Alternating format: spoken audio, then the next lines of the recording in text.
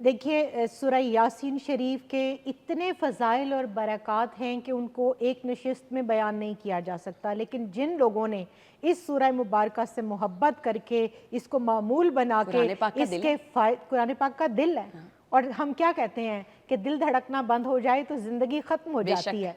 तो कुरान करीम का दिल जो सूरह मुबारका है, आप इसको अगर फ़जर के बाद पढ़ने का मामूल बना लें तो पूरा दिन आपकी ज़िंदगी में खैर और बरकत रहेगी। सुभान अल्लाह। और इसको ख़ास तौर पर अपने मुर्दों के ऊपर पढ़ने का हुक्म है, क्योंकि दिल ज़िंदगी के साथ जुड़ा हुआ है। तो मुर्दा, उसका दिल ही तो बंद हो रहा होता है, उसके दिल को आप समझ लें कि रूहानी तौर पर पंप करने के लिए, ताकत देने के लिए, उसको कुव्वत और तक़वियत पहुँचाने के लिए, और उसकी जो सकरात की जो मौत की जानकनी की सख्ती होती है उसको ख़त्म करने के लिए और कम करने के लिए भी सूरह यासीन शरीफ को पढ़ना बहुत मुजर्रब है। फिर सूरह रहमान को देखिए, इसको दुल्हन करार दिया गया, और कितना खूबसूरत तरन्नुम और तगन्नुम इसके अंदर है कि इंसान जब इसको सुनता है तो यूँ लगता है कि वो पानी की लहरों के ऊपर और हवा के दोष पर खुशबुओं में सफ़र कर रहा है। मगर जब इस सूरह मुबारक में बार बार वो आया करीमा आती फबी अय्यी आलाई रब्बिकुमा तुकज़्ज़िबान, तो मैं जब उस आया करीमा पर पहुँचती हूँ तो मुझे वो आप सल्लल्लाहु अलैहि वसल्लम की रिवायत याद आती है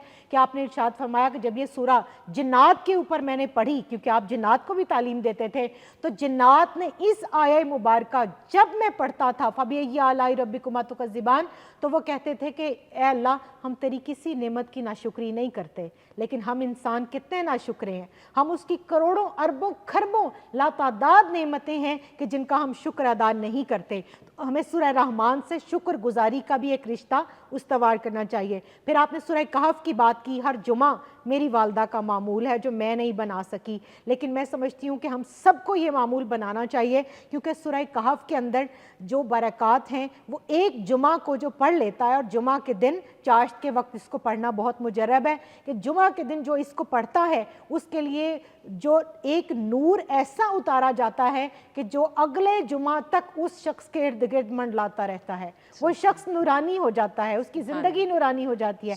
फिर जब हम रिज़्क़ के हवाले से अभी बात हो रही थी, तो हम रिज़्क़ के हवाले से जब बात करते हैं तो मैं अपने तमाम व्यूअर्स को कहूँगी कि बेबरकती हमारी अपनी वजह से हमारे घरों के अंदर है। और उसका तरीका क्या है? अगर आप जॉब करते हैं या कारोबार करते हैं, तो मेरा बताया हुआ, बुज़ुर्गों का बताया हुआ कुरान और हदीस से जो ये नुस्खा आया है, इसके ऊपर अमल कर लें, आपके घरों में रिज़्क़ दरवाजे तोड़ के आएगा। तो बड़ा अहम मामला, और मैं हर बंदे को तंगदस्त देख रही हूँ, हर घर में परेशानी देख रही हूँ, रिस्क की कमी देख रही हूँ। क्या करना है नुरीत फातिमा? देखिए, महंगाई और बेरोज़गारी, हम उसका तो रोना रोते हैं, लेकिन बेबरकती की वजूहात को हम छोड़ देते हैं। आज भी आपको कुछ झोंपड़ियों वाले ऐसे मिलेंगे कि जो इतने साबिर शाकिर हैं और इतने काने और खुश हैं कि अल्लाह ने जो हमें अता किया है, वो कहते हैं हम रुकी सुखी खाते हैं और खुशी की ज़िंदगी जीते हैं। अब उसमें बुनियादी 2-3 चीज़ें जिनका हमने ख्याल रखना है। एक तो रिज़्क़ हलाल।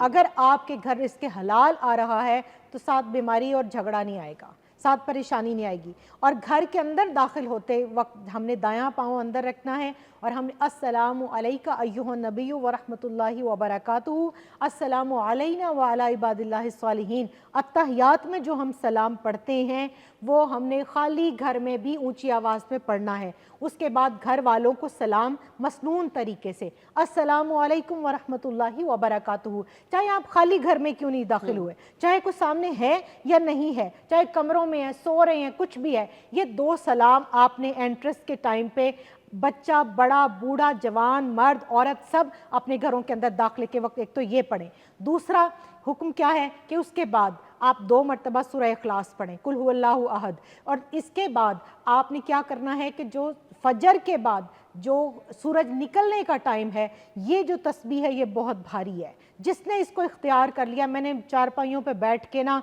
माजूर ख़वातीन को हुकूमत करते हुए देखा है इस तस्बीह की वजह से। सुबहानल्लाहि व बिहम्दिही सुबहानल्लाहिल अज़ीम व बिहम्दिही अस्तगफिरुल्लाह, और अहादीस के अंदर आया है। और इसको ख़ास तौर पर जो है वो इमाम जलालुद्दीन सुयूती रहमहुल्लाह वो रिवायत लेकर आए हैं। वो फरमाते हैं कि रसूल रहमत सल्लल्लाहु अलैहि वसल्लम की कसरत का हुक्म दिया। तो पूछा गया कसरत क्या है, आपने फरमाया कम अज़ कम 300 मरतबा। तो फजर के बाद जो 300 मरतबा इस तस्बीह को पढ़ता है और वो जो घर में दाखिले का तरीका मैंने बताया है उसको अपना लेता है, तो फिर एक सहाबी को आपने ये इरशाद फरमाया था, वो सहाबी चंद दिन के बाद आए और बताया कि या रसूलल्लाह सल्लल्लाहु अलैहि वसल्लम, मेरे घर अल्लाह ने इतना रिज़्क अता किया है कि मेरे घर वाले तो क्या, अब मेरे मोहल्ले वाले भी, उनके लिए भी वो रिज़्क काफ़ी हो गया। तो यानी आप इतना बांटने वाले बन जाएंगे। तो हम जो इधर उधर भटकते फिरते हैं, सूरह वाक़िया हर रात को पढ़ें, सूरह मुल्क, हम इस दुनिया की फ़िक्र करते हैं लेकिन अपनी कब्र की फ़िक्र नहीं करते, लेकिन सूरह मुल्क वो सूरह मुबारका है जो साइबान की तरह, साए की तरह, बादल की तरह बरोज़े हशर हमारे सर के ऊपर रहेगी और कब्र में हमारे साथ जाएगी। और उसके बारे में आता है कि अज़ाब दाएं से आएगा, बाएं से आएगा, ऊपर से पेट की तरफ से आना चाहेगा, सर की तरफ से, पाँव की तरफ से, लेकिन सूरह मुल्क किसी तरफ से अज़ाब नहीं आने देगी और ये अपने बंदे को कब्र के अंदर जो है वो बचाएगी। सुभान अल्लाह।